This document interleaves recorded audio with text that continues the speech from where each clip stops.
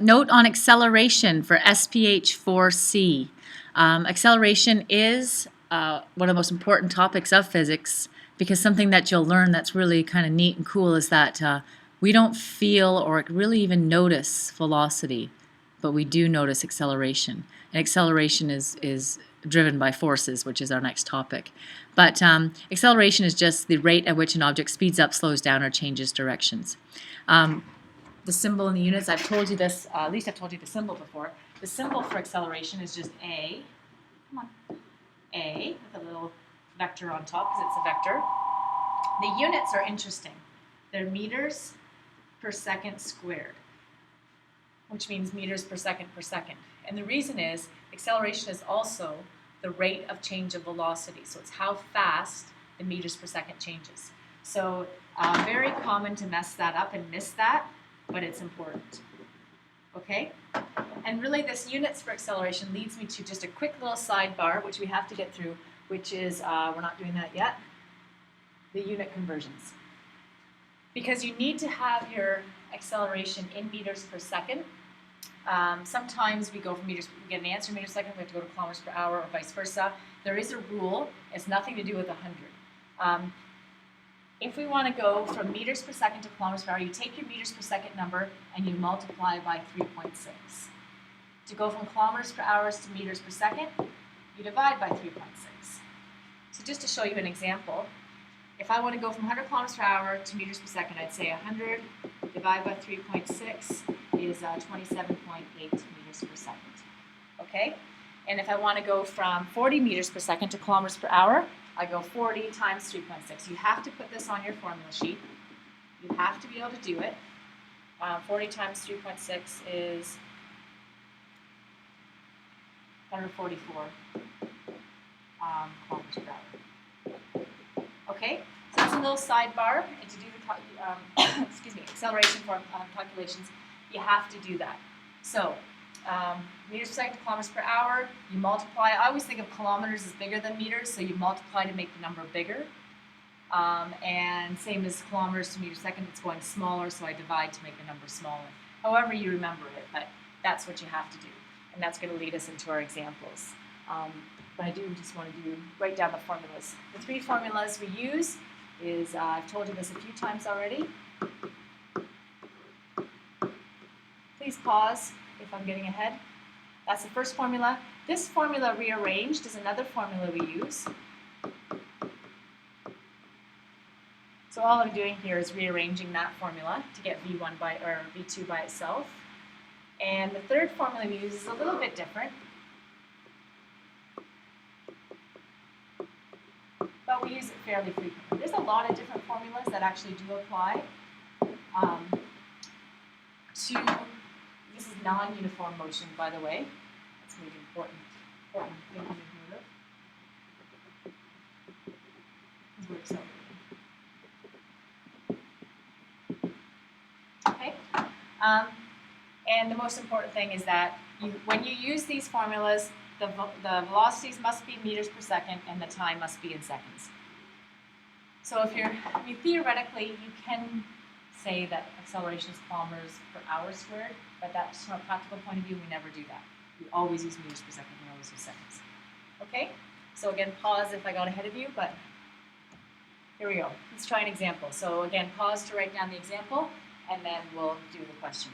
So Spidey accelerates from rest to 35 kilometers per hour in 10 seconds. Determine his acceleration.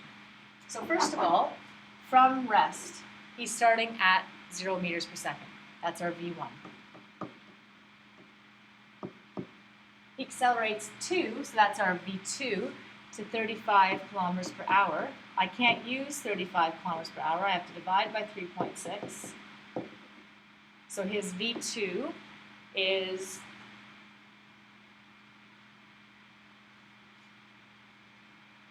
9.7 meters per second. And his time is 10 seconds. We want to find A, which is V2 minus V1 over T. So we just 9.7 minus 0 over 10.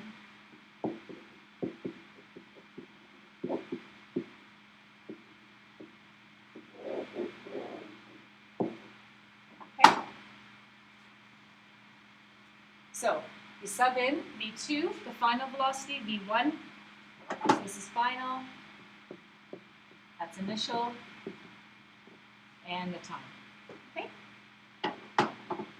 A good answer for acceleration is between -10 and +10. Almost always, unless it's an extreme application. So to check mark acceleration,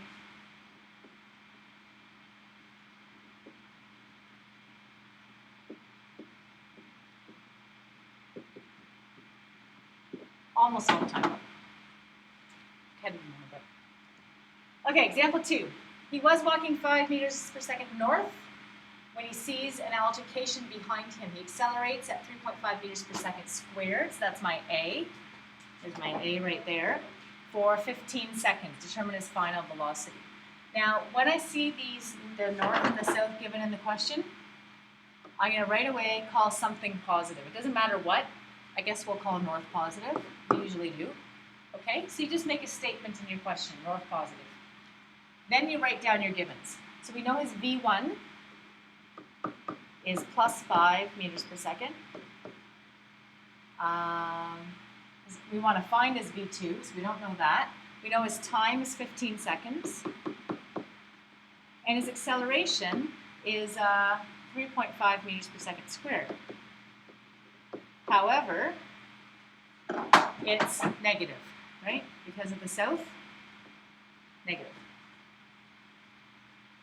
And we want to solve for V2. So here you use that second formula I gave you. Okay?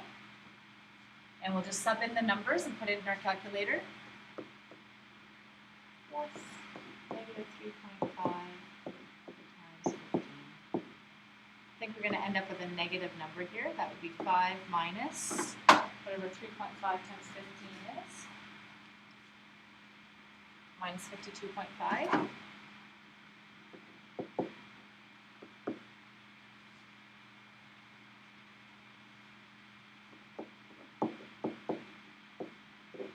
Which is fast.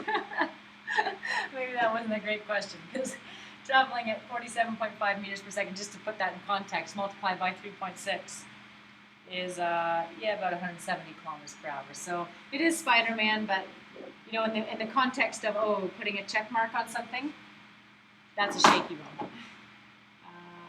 I'll make it a shaky check mark because that's not a very good. It wasn't a very good question. The solution is fine, but the question wasn't great. 170 kilometers per hour, Spider-Man is traveling now. Okay, maybe he got into a Batmobile or something. I don't know. Okay. Anyway, next. Want to do one more example?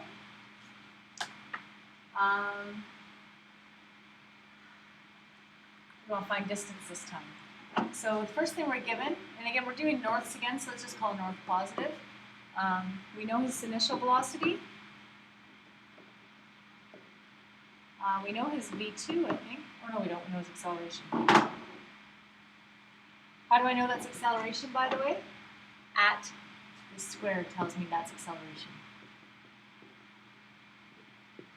Okay, so his A is 2. And his time is 10 seconds. And we want to find how far. So how far means delta V.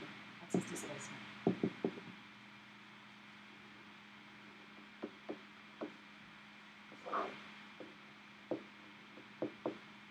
So this is the third formula I gave you. And you can, again, I hope you have those written on your sheet. We're just going to sub in. So 1 times 10 plus 1/2 times 2 times 10 squared. So you can put that in your calculator. That one you can do in your head because that's just going to be 10 plus 1/2 times 2 is just 1. So that's just 1. 100 squared, or 10 squared is 100. So it's 110 meters.